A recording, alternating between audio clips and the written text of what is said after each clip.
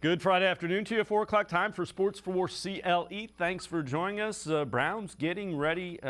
Huge game against the Los Angeles Chargers over at First Energy Stadium, trying to get back above the 500 mark, in desperate need of a win without question. And some good news from out in Berea today. Jadeveon Clowney back on the field, but listed as questionable. Harrison Bryant also questionable for Sunday. Everybody else, including Myles Garrett, is expected to play. Here's Garrett talking about being back. I feel good. I feel like I'm ready. Back to make a difference, and we'll change this game in a minute. Again, Myles Garrett expected to play against the Chargers and help that defense out. Browns are also working a couple of guys out. Defensive tackle Prince Emily working out today. Ex-Bill, you see pretty good Pro Football Focus grade. A defensive tackle could help if the Browns decide to go that way. A surprise cut from the Buffalo roster. Also working out former Air Force and Titans wide receiver Brandon Lewis. Again, no word on if they're going to sign any of those players, but working out a defensive tackle and a wide receiver. Let's welcome in Jeff Risdon from brownswire.com. And Jeff, great news with Bryant being back. Clowney might be back. They needed them without question on that defensive line. Absolutely. You watch what happened with Atlanta, and it just didn't hold up.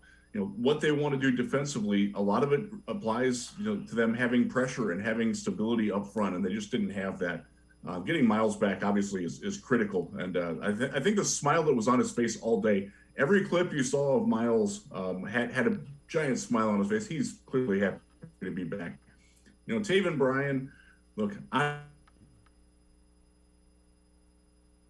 it's critically important when you're playing a team, like the Chargers, that they like to run inside, they like to run outside, they run a lot of things that are right behind the line.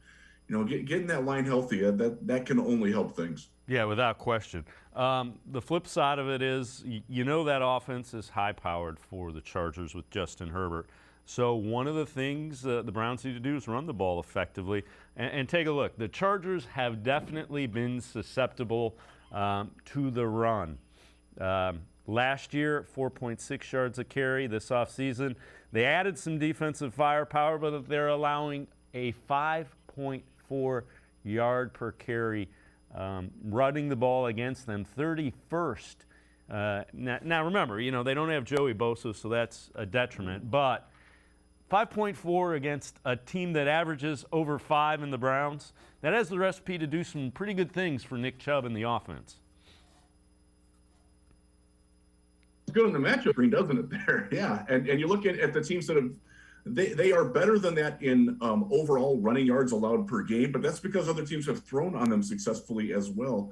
Not to that extent, but you look at the last couple of weeks, Jacksonville ran for, what was it? I wrote it down here. Jacksonville ran for 181. Houston ran for 151. The Texans, that's not a good offense. So you're seeing an ability for teams that don't have Nick Chubb, don't have Kareem Hunt, don't have the offensive line that the Browns have, able to gash this defense. It certainly sets up very nicely for the Browns, and specifically Chubb, because if you look at the running backs that Houston and Jacksonville have, James Robinson, kind of a between the tackles guy with good feet. Dameon Pierce, the rookie in Houston, another guy, kind of an in-between the tackles guy who can break outside with nice feet. What do you see in Nick Chubb? The best in the league at doing those things. So it sets up very nicely to run the ball this week. Well, the Chargers defense coordinator, Ronaldo Hill, talked about Nick Chubb and what he has seen from him on tape. Here is the defensive coordinator for the Chargers. I mean, obviously, you notice that he's put together. Obviously, I think everybody saw the YouTube videos, but that's how he runs. He's a strong runner, runs behind his pads. You can't tackle him high because most people usually slip down to his legs anyway. So, but he's a guy who can break tackles and he can finish. He can finish on the long run. So we got our hands full with both of those backs over there. But it's going to take a team effort, and we got to do a great job of leveraging the ball at all levels. When you say the whole team? Is it getting all the hats on the guy and basically tackling him because he is so big? Yeah, and I think we got to do a good job of creating levels too. A lot of times you see those big runs, you see everybody's, stacked at one level, and he breaks that level, he's off to the races. So we got to make sure we do a good job at, from the front end to the backer, stacking back behind him, and then making sure that we keep a triangle on the ball in the back end. Some of those balls, if they do pop, we're hoping we can get it down for 8 yards and not let it be a home run. And again, that's one way to deal with Nick Chubb, but Nick Chubb will 8-yard you to death if you want to do that. Good with that, Dave. I like that. I like that concept. The other thing that does, and Ronaldo Hill, who is a very good defensive coach and defensive coordinator, is kind of a rising star, even though the Chargers defense doesn't necessarily reflect that. That sets up play action, and Jacoby Brissett, faking that ball and popping it to David Njoku down the seam, hitting some of those deeper crossers at that second level behind where those linebackers are focused on Chubb and Hunt. It sets up very nicely. And again, everything runs off that 8 to 10 yard run. If you can keep getting that on first down, you're going to wear that defense out. And look, it's a dilapidated defense. They have some defense or injury issues beyond Joey Bosa being out. I'm telling you, man, it sets up very nicely for the Browns to have a good offensive week this week. And that seems to be what they need to do to score, to outscore the Chargers. I almost said San Diego. I caught myself there. The Chargers, you got to outscore them. That's going to mean some of those home runs from Chubb and hopefully Kareem Hunt hit. Well, the other thing is, so Brandon Staley, defensive-minded head coach for the Chargers, was the defensive coordinator of the Rams, a very good one. He said it is Nick Chubb, it is Kareem Hunt, but the Browns' ability to run much deeper than that. There's a lot of gaps in the running game. He plays with a lot of tight ends, so Bill Callahan being the line coach, if you take a look at where Bill's been, wherever he's been, but the Jets, Cowboys, Washington here, they utilize big people in order to run the ball, which isn't normal in today's NFL, where everything's getting smaller, 3 receiver groupings. They go the opposite way. So they're very proficient running the ball with bigger guys in the game, and they've got a lot of variety in terms of how they run the ball. And then they've got the backs. Not only is the scheme good, but then the backs that are hard to tackle. So you put that all together, and you've got a difficult running scheme to defend. On the Indian period, go ahead. Yeah, just one more thought. Just how much more varied is the scheme like now versus where like Kevin came from with Gary Kubiak and a lot of the outside zone? Is it more varied in terms of what they can do as far as maybe more gap scheme stuff and just pretty much being able to do whatever they want? Yeah, you're on top of it. Yeah, just with the Gary, they're more zone oriented, where now they have a little bit more variety in how they deploy their run schemes. So it just gives them more options, I think, and makes them more challenging to defend. And again, it's very interesting to hear a guy that's defensive-minded talk about the Browns' running game. And he's right. I do like the fact that they are more varied in their blocking and their style. They can attack more ways than just hitting outside zone these days. And that makes them that much more difficult to defend. If you don't have a defensive line that can control that interior, the B gaps of that defense, or rather that offense and that offensive attack, and right now they don't really have that, it could be a very long day for the Chargers defense, and it's a very good thing for the Cleveland Browns. Yeah, without question. The time of possession will be interesting. That would lead to the type of time of possession the Browns have had in the first 4 games. All right, let's head to the voicemail of Truth and Reason. This one about the play calling.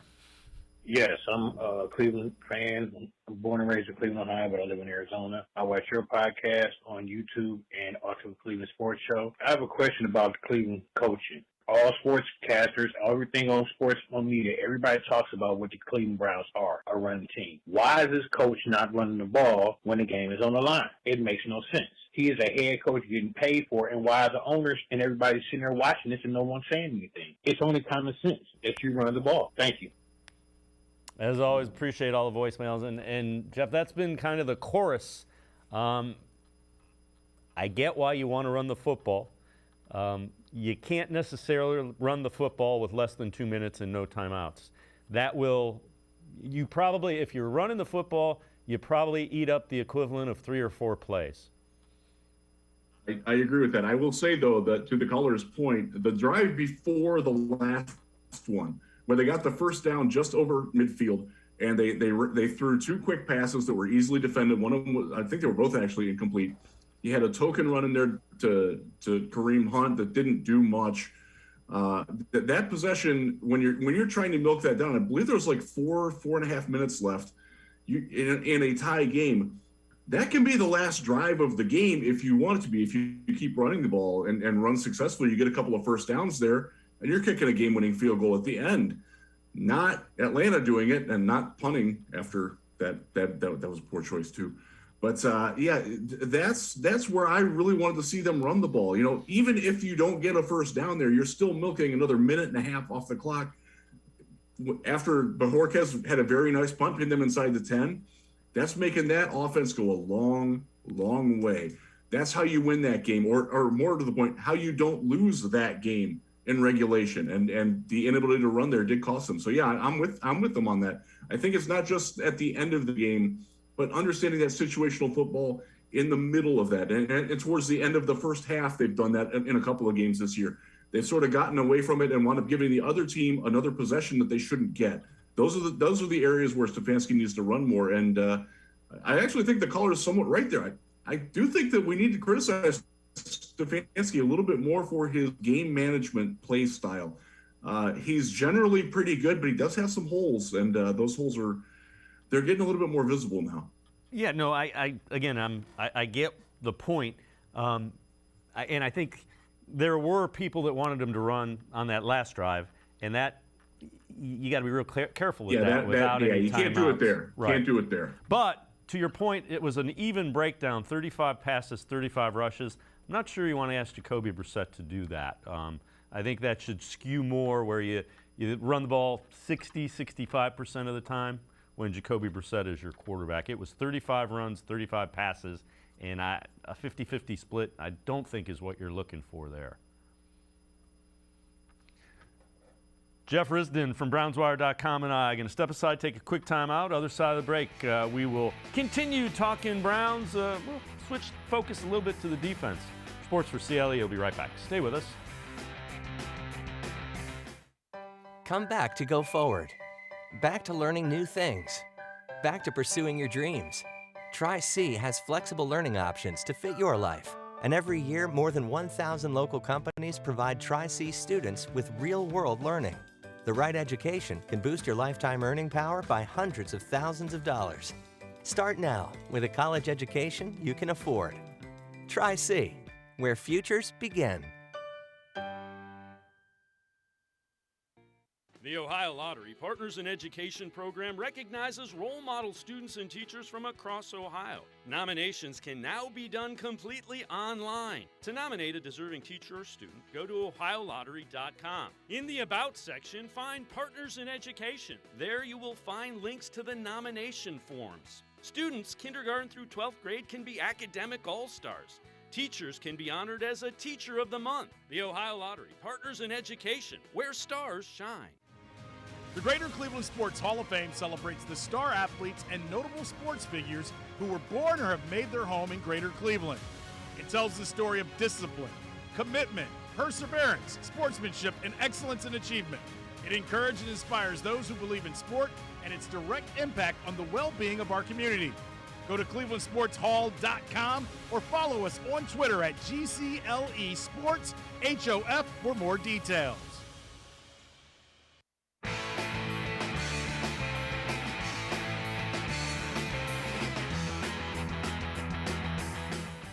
We continue talking Browns with Jeff Risdon from BrownsWire.com. Let's head to the voicemail of Truth and Reason, and this one about the Browns coaching staff. Yes, I'm a long-time Browns fan, but 2022 team, that they loaded with talent, but it's just painful to see every single Sunday to watch the Browns get out-coached. Every Sunday. They shoot themselves in the foot. It's just hard to watch. The Browns need to clean house on their coaching and bring in some real experienced coaches. All right, as always, appreciate all the voicemails. Jeff, I think that's been the problem, is they've cleaned out so many coaching staffs. There's no continuity. their defense hasn't played well. I'm not sure if it's a coaching issue or an execution issue. Yeah, and you know, as much as we've talked about trying to find the right coach for years and years, Stefanski is so much better than what we've had. It doesn't necessarily mean that you shouldn't look for better, but to your point on the defense, there's only so much Joe Woods can do if Denzel Ward keeps making stupid penalties and getting burned in coverage by falling asleep at the wheel. You know, with the defensive line that isn't playing as well as it needs to, with a linebacking core that isn't doing the things that it needs to do on a consistent basis. Some of that is coaching, but some of it's on the players here too. And especially in the last couple of weeks, my gripe has been more with the players, other than the part that we talked about with Stefanski in the last segment there, with his play management from time to time. There's only so much juice you can squeeze out of that coaching lemon, and the players have to respond to it. I'm not seeing the execution on the back end, specifically of Joe Woods' defense, that I want to see. They are not playing as well as the sum of their parts. That some of that blame definitely goes on the coaches, I think, to inspire them, to motivate them to figure out exactly where they can play better. But at some point, the players have to play too. And right now, they're just not playing well. Yeah, I would agree. The defense, I thought it was going to be much better than it's been. It's still, you know, it's 4 games in, so we're going to find out pretty quickly, though, because the quote-unquote easy part of the schedule is behind you, and you have a lot of high-scoring offenses. So defense, if you play like that, you're going to be giving up 40 and 50 to some of the offenses that are coming in here. All right, let's head back to the voicemail of Truth and Reason, and this one just about that defense and some ideas for it.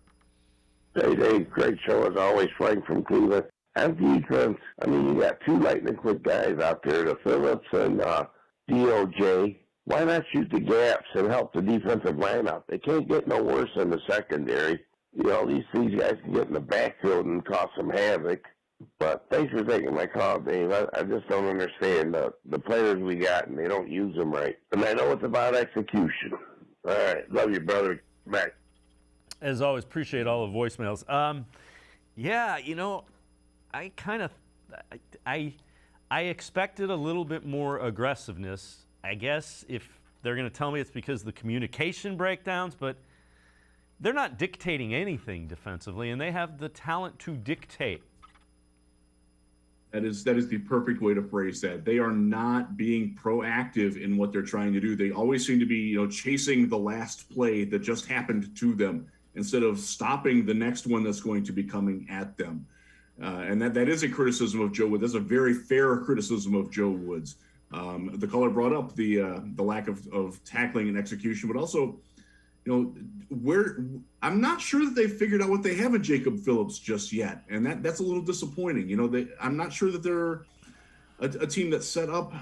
They really want to get pressure from just the front 4 without rushing extra. It allows them to have, you know, what's really big for is stopping the run outside the tackles. They like their linebackers to clean that up. If they're rushing up the gap, you know, that they pop it this week. Austin Eckler is really good at that, at getting outside on a little swing pass or taking a delayed handoff or a pitch out. And they don't want to get caught, you know, with their proverbial pants down that way. So I understand that, but at some point you got to start punching, man. You can't just, you know, rope-a-dope. You can't rope-a-dope the Chargers. They're going to light you up if you do that. Go out there, you know, maybe make Justin Herbert move around a little bit. Attack. Look, they lost their best offensive player is their left tackle, Rashawn Slater. He's one of the best offensive tackles in the league, even though he's only in his 2nd season. Attack that. I know Jamari Sawyer played okay and has done fine, but they've got weaknesses. You have to attack those weaknesses, and that is something that's a very fair criticism that I don't think Joe Woods has embraced enough, is attacking weaknesses on the opposing team. Atlanta, it didn't really work. It certainly didn't work in a couple of the games before that either. This is a game where, look, again, they're going to score. They're going to score 3 or 4 touchdowns. You're going to have to outscore them. But if you can make life more difficult for that offense, maybe they're going to make a mistake, and maybe your defense can make a play off of that. Maybe Denzel gets a pick. Maybe Martin Emerson steps in front and takes a pass to the house. You can create that by creating pressure, and that's not something that they're doing right now. Yeah, I would agree wholeheartedly. Well, you kind of touched on it. So Rashawn Slater, out. That's their starting left tackle. Salyer, the guy you talked about, 6th-round pick, and that is the guy that Myles Garrett, who will play, is lining up against. He talked about that matchup. No, I had a rookie my first game. Just study him like he's anyone else. I would study him like he was one of the top dogs in the game right now. So as much as I can, find out as much as I can about him. And when the game comes, nothing really surprises me. I think he did pretty well on his first game, last game. But I think even that short stint that he had some things that we can take advantage of and we can use to exploit. And the getting Myles Garrett back should help, but I'm with you. Go after it. Let your defense play. Yeah, make it so he has to look at two different guys at the same time instead of just focusing on stopping Myles. That's one way to do it. Look, Salyer, I actually thought he was better than a 6th-round pick. He probably should have been a 3rd or a 4th-rounder. He's not a great athlete. That's part of it. He never really found a home either. I think he started at all 5 different positions in college. Speaks to his versatility as a utility lineman when you're playing him out there at tackle. That's a matchup. Myles has to win on his own, but also if you can scheme some things up and work things for other guys, if they're sending help Myles' way, you've got to exploit that. That's where Taven Bryan comes in. That's where your guys inside. That's where an A-gap blitz or two would come in nice. That's where a corner blitz, off the slot would come in nice. They've got these things. The potential's there to do it. They have to take it. I will say, though, Salyer looked pretty darn good last week. I mean, they whoever their offensive line coach, and I plead ignorance on that, I don't know who it is doing a really good job with a young line there. They have developed some talent very quickly. All right, let's head back to the voicemail of Truth and Reason. This one just about the season and how it's laying out for the Browns. Hey, love the show. Just a quick question, comment, question either way. So we are actually, number-wise, about a half of football away from the halfway point of the DeShaun Watson suspension. My question is, if the Browns, at 2-2, we still look shaky, but if we somehow get rolling and we're looking good, and do you think the league will try to, because he has to be reinstated, but if they feel like the Browns are doing too good, or maybe they just don't think he was punished harshly enough, do you think they don't reinstate him by saying that the counseling he had to go to said he wasn't doing what he's supposed to? They find a way to try to keep him out longer, or do you think it's just he'll be back for sure to play? But either way, a half of football away from the halfway point. Go Browns this weekend. Let's go for a win. Bye.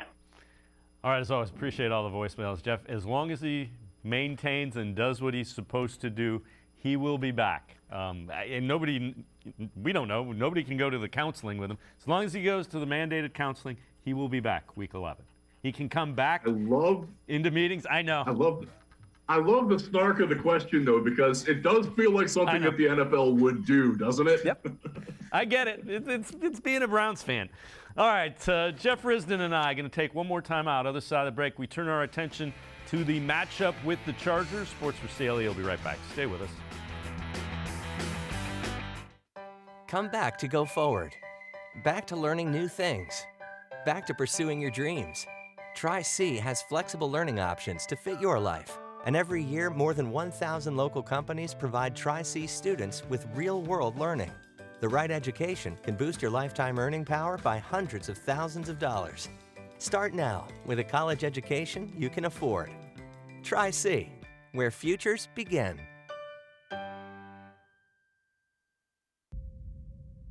Maybe cliche, but there's no I in team. The only identity that matters is we. The collective effort to love thy neighbor is needed now more than ever.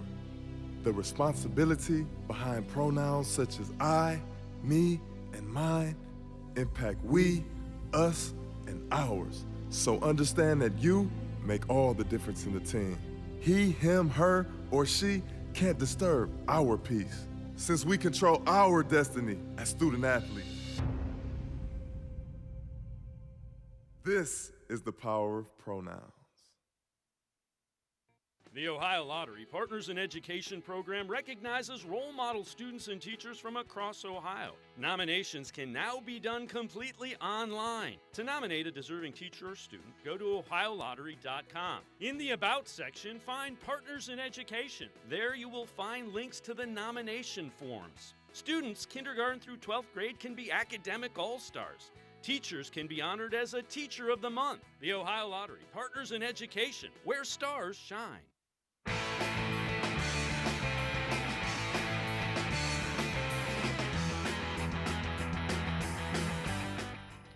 We continue talking Browns with Jeff Risdon from BrownsWire.com. Browns getting ready for an important game Sunday, 1 o'clock against the Chargers, trying to get over the 500 mark. Let's take a look at this from Pro Football Focus, comparing the two teams, the Chargers and the Browns. You see the overall power ranking. Browns actually ahead of the Chargers. Defense, big difference. Chargers defense 16th and not very good against the run. Offense, Browns offense is ranked higher as well. Browns have played the worst schedule, strength of schedule. There's only 32 teams. You see the percentage of run plays, Browns almost 50%. And on the flip side, the Chargers pass it almost 2/3 of the time. And Jeff, the thing that's kind of eye-opening about that is that ranking, the Browns are actually ranked ahead of the Chargers, and 13th, so they're almost the upper third of the league. And that's, I think, one of the rubs that we're seeing this year is because the losses are to teams that we expected to beat. Look, the Jets are improved. I don't think there's going to be any shame at the end of the season. We're going to look back and be like, oh, you know what, the Jets, they're solid, and the Browns should have won that game, but they were right there. But losing to Atlanta, that's not a good football team, and you can't lose games to inferior teams, and that's why I think the negative tinge is out there. It's pretty easy to overlook the fact that they are 2-2. They are still right in the thick of the AFC playoff race. Yes, they got to win this one if they want to help themselves out with tiebreakers, and even if they wind up in a dead heat with the Chargers down, like, this is a game they have to win. This is still a good football team, even with Jacoby Brissett at quarterback, and I do think that gets lost on some folks with the frustrating losses. Look, could they be better? Yes. Are they playing terrible? Only in little bits. It's unfortunately that those little bits have mattered so much. Fourth quarter defense has been awful. All right. To your point, Jacoby Brissett. So let's take a look at the quarterback comparisons. This is kind of interesting as well. This again from Pro Football Focus. So the PFF grade, Jacoby Brissett grades out higher than Justin Herbert. Passer, and you see dead even as far as the passer rating under pressure. Big time throw percentage, Justin Herbert's pretty good at that. Turnover worthy plays, Jacoby penalized a little there for a couple fit in. You see the power rating ranking obviously factors into that as well. But the PFF grade, if you would have told me you were going to get this kind of quarterback play from Jacoby Brissett and the Browns were going to be 2-2, I would have told you were crazy. I would have taken it and run, man. Take that money and run, baby. That's better than we all expected, I think, from Jacoby Brissett. The fact that he is not actively losing the team football games, I think that a lot of people actually expected that. Oh my goodness, we're going to have this great run game where our defense is going to create all kinds of turnovers. We're going to be great, and Jacoby Brissett's going to be what is holding this team back. That hasn't been the case. And that's a testament. I think Kevin Stefanski deserves some credit for that. I think AVP deserves some credit for that. I think Jacoby Brissett deserves a lot of credit for that too. The fact that he is playing, I'm not going to say he's playing as well as Herbert because he's not, but he's certainly playing well enough to win these games. And if you can keep getting that, hopefully the defense picks up. Hopefully you get a couple of those home run shots like we were talking about earlier from the run game. And man, you're right there. Yeah, the defense is puzzling and disappointing because it has the talent to be a top 5 defense, and it isn't anywhere near that right now. And you look at just because we are Cleveland, we have to look back at what we used to have. Jacoby Brissett this year, if you put him on last year's team, that team goes to the playoffs. That's how good he's been, and that's frustrating too, because last year was a year of missed opportunities. And to think that we are where we are now, we're so much more stable than what we were a year ago with a backup quarterback. And I think that speaks, again, a lot of credit to Jacoby Brissett. Also, a lot of credit to the Browns for trusting in Jacoby Brissett and letting him be who he is and understanding that he was a good fit to tide over until DeShaun gets ready. Yeah, to your point, if you got that type of quarterback play that you're getting from Jacoby Brissett last year, you probably win the AFC North, and you might win a playoff game or two as well. That's the difference in quality. All right, this is from ESPN.com. What to watch for in the Browns-Chargers game. Justin Herbert finished 398 passing yards. Chargers win over the Browns last year. The most Cleveland surrendered in any game last year. Nick Chubb leads the NFL in rushing first downs and rushes of over 10-plus yards. And right there, those last two are key. Justin Herbert can't throw for 400 yards if he's sitting on the sidelines. He cannot. And if you go back to last year's game, he threw 4 touchdowns in the fourth quarter. That was hard. I actually went back and rewatched. I didn't watch the full game, but I watched enough of it to get the gist of it. And there was just nothing that you cannot let that guy get hot. And because once he's going, man, he throws as good of a deep ball as you will see in the NFL today. And he's got receivers that he trusts down the field to make those plays. You cannot let that happen again. You've got to keep him from getting comfortable. You've got to, make him roll to his left a little bit, make him, see different things that he doesn't want to see. Because, man, they can really light it up quickly. We saw it last year in that game. That game actually had 6 touchdowns in the fourth quarter. One of the more memorable games that we've ever seen. Let's hope it ends a little bit better this time. Yeah, the busted coverages and the lack of communication, that is troubling and concerning with this offense and that quarterback coming to town. All right, this also from ESPN. Bold predictions. Chargers have yet to put together a 100-yard rushing performance this season, but will change that Sunday against the Browns. Bolts are averaging an NFL low 64.5 rushing yards per game, while the Browns defense ranks 17th, allowing an average of 113 per game. So we'll do that, and then stat to know. Let's do those both together. Jacoby Brissett, 5th in both QBR, 75, and completion percentage, 74% in home games this season. All right, the Browns' running attack or running defense, that's going to skew a little bit higher than it was because no Garrett, no Clowney, no Bryan. Now, Garrett will be back. Bryan likely to be back. Clowney may be back, which, if you want to run Austin Eckler into it with those 3 guys up there, I think Joe Woods will just say thank you. Yeah, with a backup offensive tackle making his second start, and their wide receivers, one of the reasons why they don't run well, their wide receivers don't block well. It shows up instantly on tape. You flip on Chargers, you flip on the All-22 from NFL Plus on the 1 day a week that it's working, and you will see that their wide receivers just don't block. That gives an asset. Like, I mean, we've talked for years, Dave, about Denzel Ward's tackling issues. So maybe that gets exploited once. But Martin Emerson, that guy can tackle. John Johnson coming up from the safety position, he can tackle. And if they're not blocking him, they can shut this run offense down. Now, some of that is volume. The Chargers only run the ball, I think it was 34% of the time. I think that is right. 29th or 30th in the league. So they don't try a lot. Honestly, every time that they try to run that ball, though, that's a pass that Justin Herbert isn't making against your secondary with all the issues that it's got. I'll take that. If they want to run for 125 yards and only throw for 250, yeah, give me that. I'll take that. Yeah, I would agree wholeheartedly. And Brissett, we talked about him a little bit before. 74% completion percentage at home. If you do that with this running attack, you should not lose. No, absolutely not. And I think he's getting more in sync with the receivers and not just Amari Cooper. I think you're seeing, Njoku step up. I think you're seeing him get a little bit more in sync with David Bell. Obviously, the last play of last game accepted on that. You're seeing the receivers realizing what they need to do to help Jacoby be a better Jacoby Brissett. And I think that's starting to pick up. He is accurate. He is avoiding the mistakes. That's really all you can ask of him, and let that run game go. And again, if the Chargers want to run the ball 25 times in this game, by all means, go ahead, Brandon Staley. You run your heart out. I don't care if the Browns give up 150 yards rushing.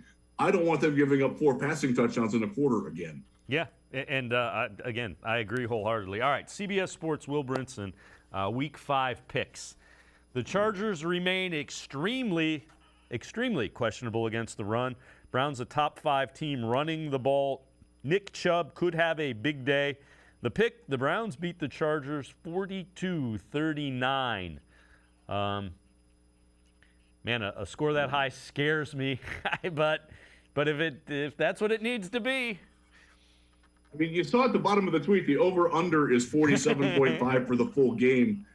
He's got both teams coming very close to that. I actually covered a game last week where both teams covered the over on their own, Detroit and Seattle. I could see that again this week with this game. Yeah.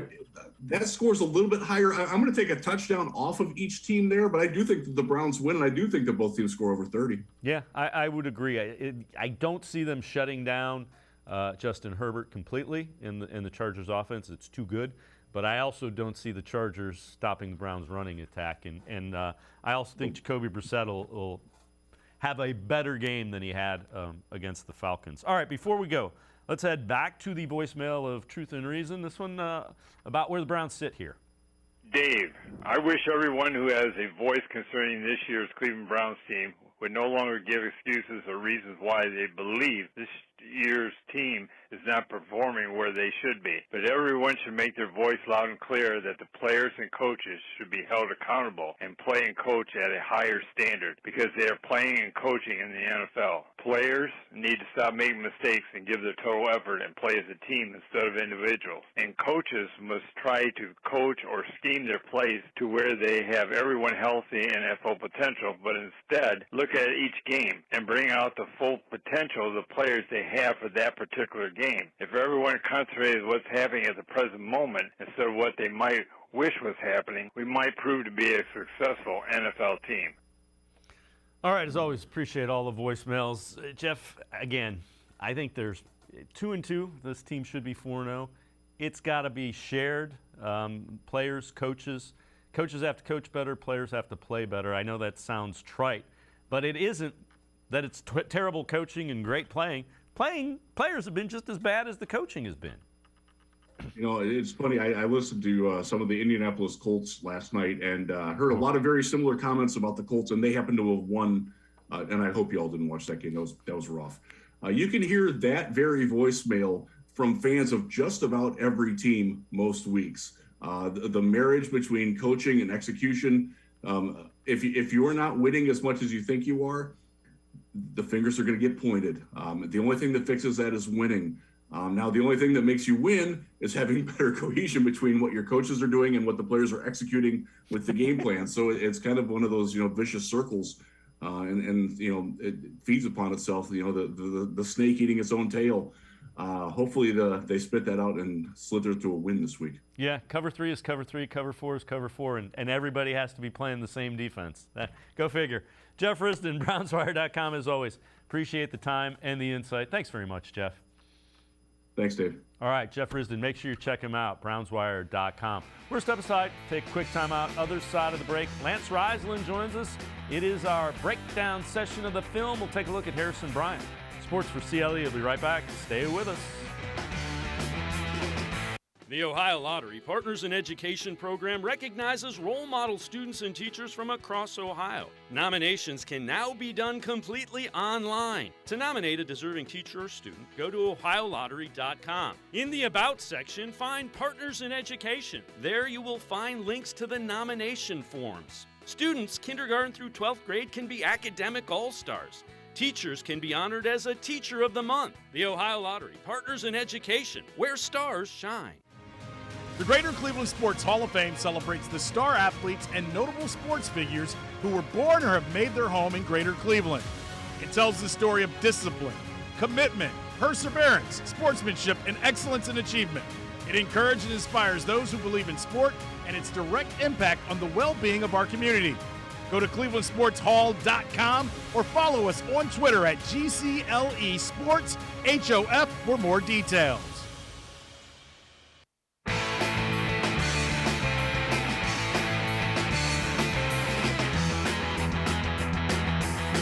Sports4CLE continues. We continue talking Browns, getting ready to face the LA Chargers over First Energy Stadium this Sunday afternoon, trying to get to 3-2. Let's welcome in Lance Reisland from Plain Dealer as well as cleveland.com for one of our film breakdown segments.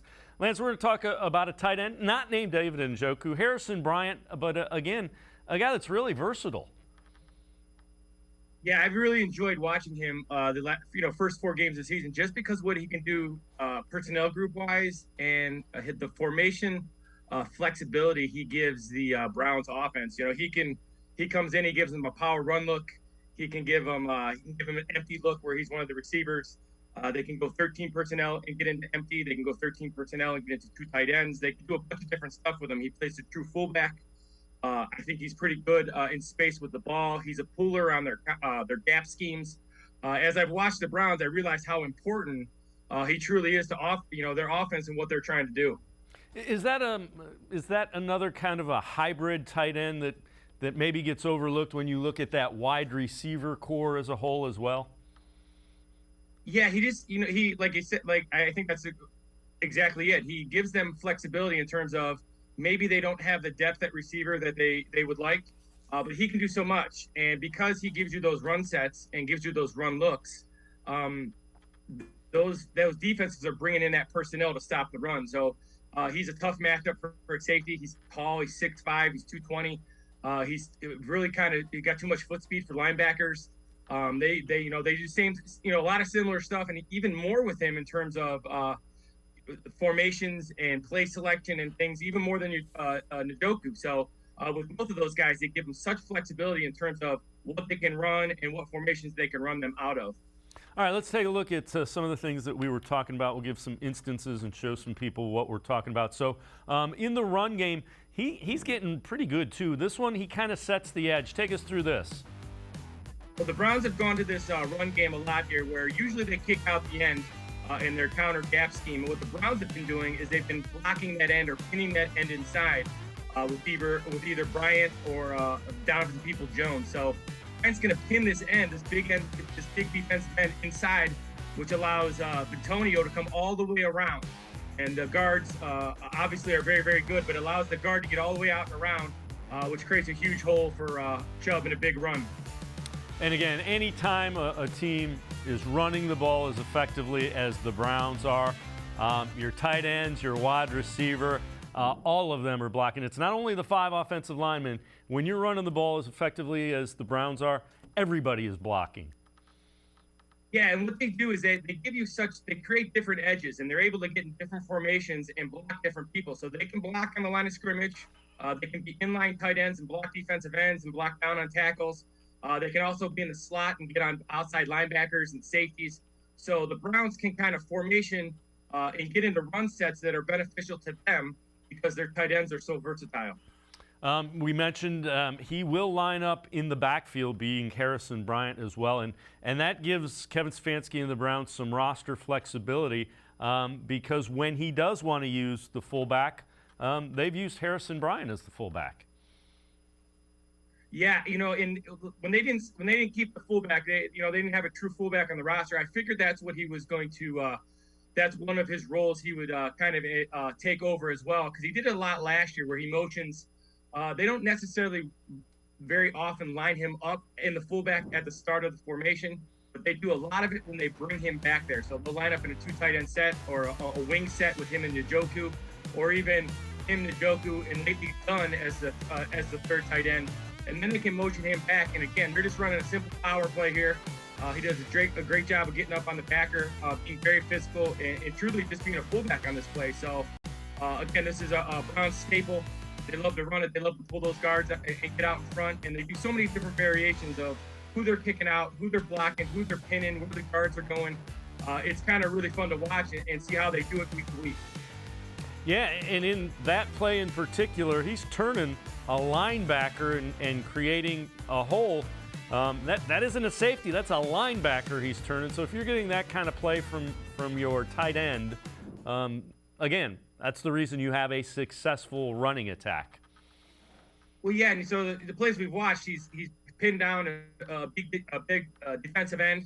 He's gotten up on the number one or number two linebacker, and he's very physical. And that wasn't kind of his MO coming into the NFL, and he's kind of embraced that role along with Njoku. They like catching the ball, but both of those guys really like to block. And his flexibility and his ability to block basically all 11 guys, he'll give it a shot.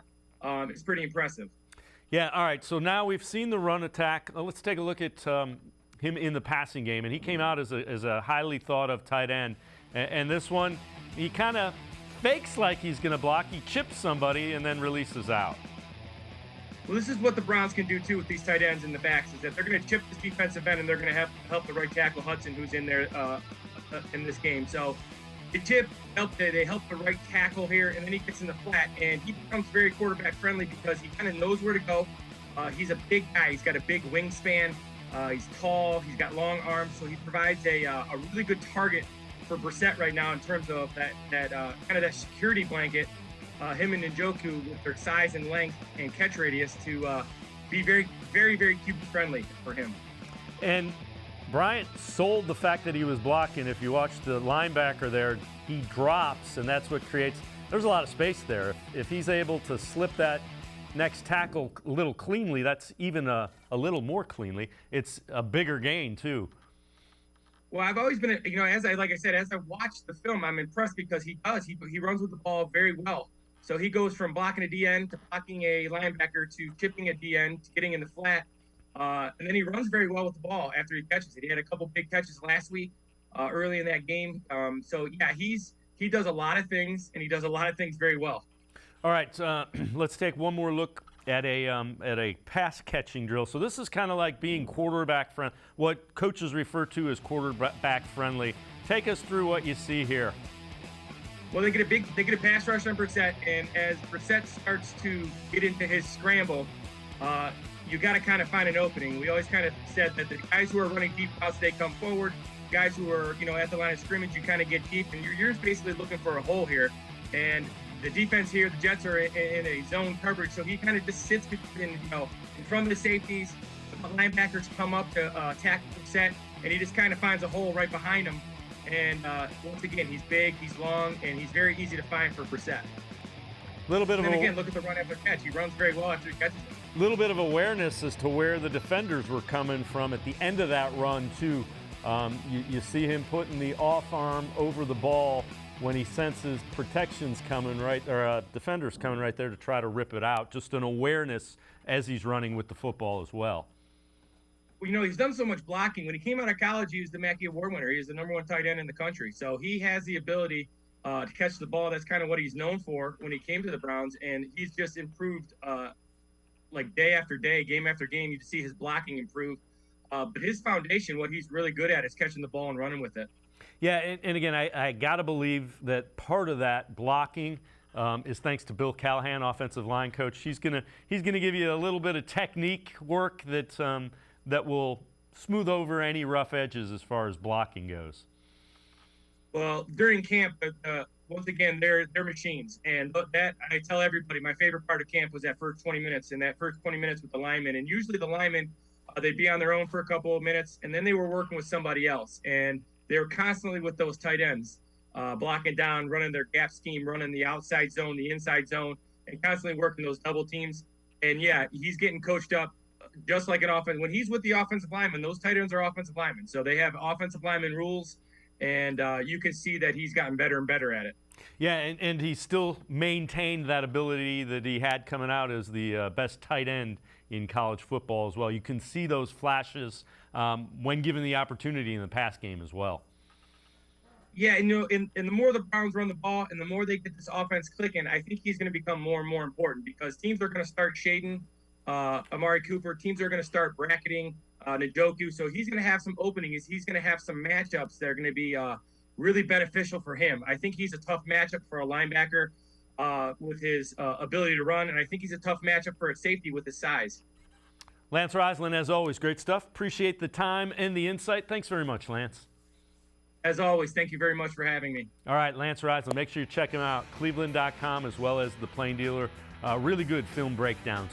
We're going to step aside, take a quick time out. Other side of the break, our shining star and your predictions for the Browns-Chargers. Sports for CLE, we'll be right back. Stay with us. The Ohio Lottery Partners in Education program recognizes role model students and teachers from across Ohio. Nominations can now be done completely online. To nominate a deserving teacher or student, go to ohiolottery.com. In the About section, find Partners in Education. There you will find links to the nomination forms. Students, kindergarten through 12th grade, can be academic all-stars. Teachers can be honored as a Teacher of the Month. The Ohio Lottery Partners in Education, where stars shine. The Greater Cleveland Sports Hall of Fame celebrates the star athletes and notable sports figures who were born or have made their home in Greater Cleveland. It tells the story of discipline, commitment, perseverance, sportsmanship, and excellence in achievement. It encourages and inspires those who believe in sport and its direct impact on the well-being of our community. Go to clevelandsportshall.com or follow us on Twitter at GCLE Sports HOF for more details.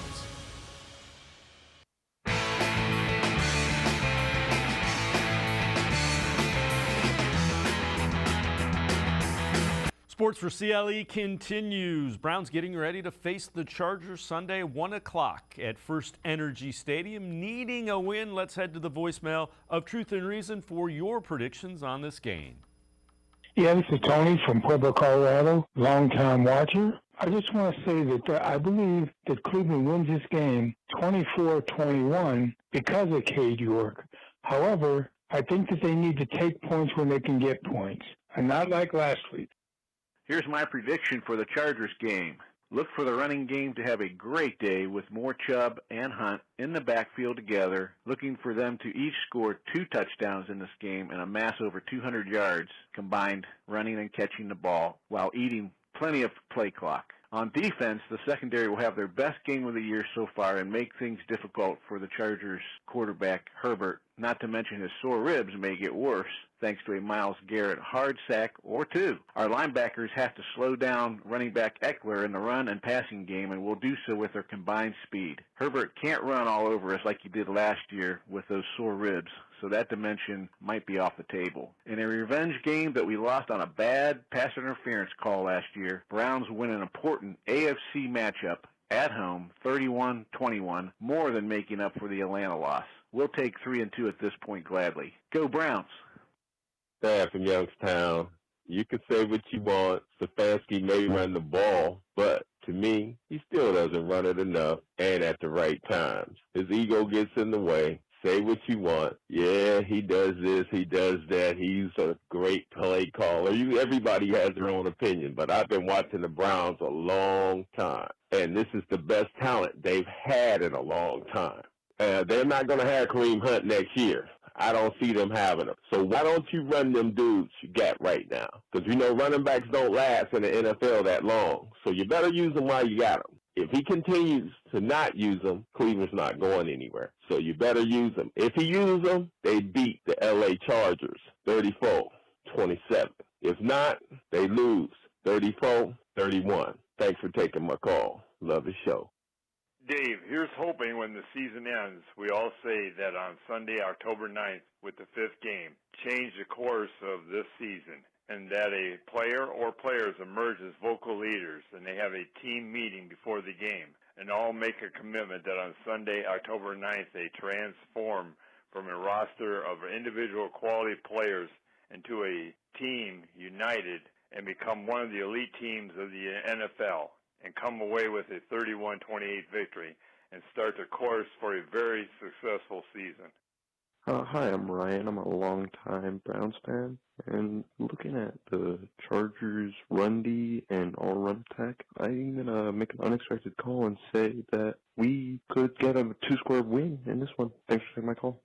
This is Randall McKissack, lifelong Browns fan, frequent caller. I'm predicting the trifecta this weekend. The Guardians will sweep the Rays, Buckeyes will beat the Spartans, and the Browns will beat the Chargers. I think the special teams and the backfield is going to step up in this game, and I also think if the Browns win the turnover battle, we'll win the game 27-24. Love to hear your thoughts. Thanks. Go Browns. As always, appreciate all of the voicemails and the predictions. I, like many of the callers, think that the Browns will win this game. I think it'll be close. I think it'll be high scoring. I just don't see how the Chargers stop the Browns running game. Thad, I think they run the ball. I understand your thoughts, and I think we're squabbling over, minutia. I agree with you. They need to run the ball, and I think they will. Guardians won today, 2-1. Bieber gets the win. Clase a 4-out save. Jose Ramirez a 2-run homer. So everybody that was expected to step up for the Guardians do it. They will go for the sweep and try to take the first 2 of this best-of-3 series and move on to face the Yankees. All right, before we go, time to take a look at our shining star. Each week, in conjunction with the Ohio Lottery Partners in Education program, we recognize role model students from all across the state of Ohio. This week, we head to Cleveland Heights, my stomping grounds. Darion Fair, quarterback for the Cleveland Heights Tigers, also getting it done in the classroom. Darion Fair from Cleveland Heights, this week's Ohio Lottery Partners in Education Shining Star.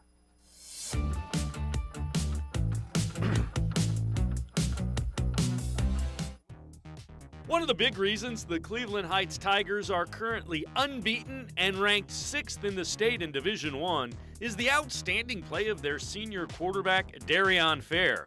He just has a way of making good things happen when the football's in his hands. I mean, when I'm running, I'm just trying to get to the end zone. But it's really with me just quickness and speed. That's all. Change of pace, acceleration.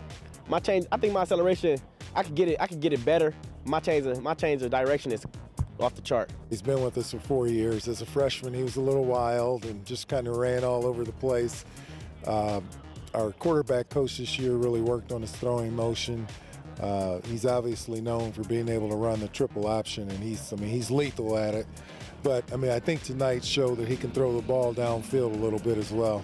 Fair is without question one of those dual threat guys that everyone wants at quarterback at all levels now. He's a threat throwing the football as well as running it. Fair has thrown 9 touchdown passes this season with no interceptions. That's a big focus because that could be a game changer. Compared to last, I feel like my throwing was off. So I feel like my growth was really in the weight room, got my arm deficit together, and I've been making some good passes. The big part is, his IQ. Football IQ, but physically, he's gotten faster. He's quick as anything, but he really put in some work in the off season, and he can cut on a dime. And it just, it makes it tough for defenders to get a good hit on him. Head coach Max Stevens has put a lot on Fair's plate this season, and he continues to respond. Fair is closing in on 1,000 yards rushing with 20 touchdowns running the ball. But it's been his decision-making that's taken his game to another level.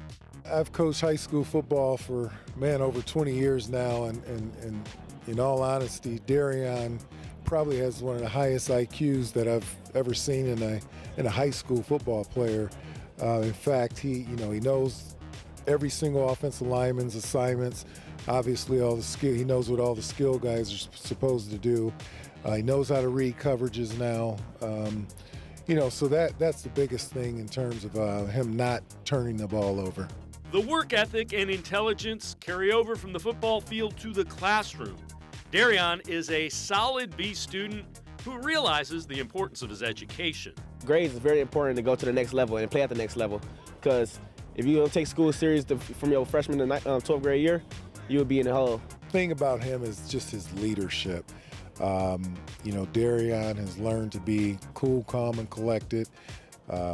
He gets the guys to just, calm down when he's out there on the field. And he's like an extension of the coaching staff when he's out on the field. And, it's hard to see that, but we get to see it every day in practice. There are a number of schools recruiting Fair as a quarterback, and some bigger programs see the way he is in the open field and are thinking elite slot receiver. The teams with the best quarterbacks are quarterbacks that can do both things, and we're blessed, obviously, to have a kid like that, at Cleveland Heights, and he's a big part in terms of why we're undefeated at this point. If you know a student who deserves recognition, we want to hear about them, and you can nominate them completely online. Go to OhioLottery.com, find the About section, Click on Partners in Education. There you will see links to nomination forms. Nominate that student as an academic all-star, and they could end up being featured as our next shining star. Well done, Darion Fair. That's going to do it for this edition of Sports for CLE. We will see you back here Monday at 4 o'clock. We'll talk about the Browns-Chargers. We'll talk about the Guardians. Are they getting ready for the Yankees in the AL Division Series? They need to win one of the next two against the Rays. We'll find out this weekend. We'll see you back here Monday at 4 on Sports for CLE. Have a great weekend, everybody.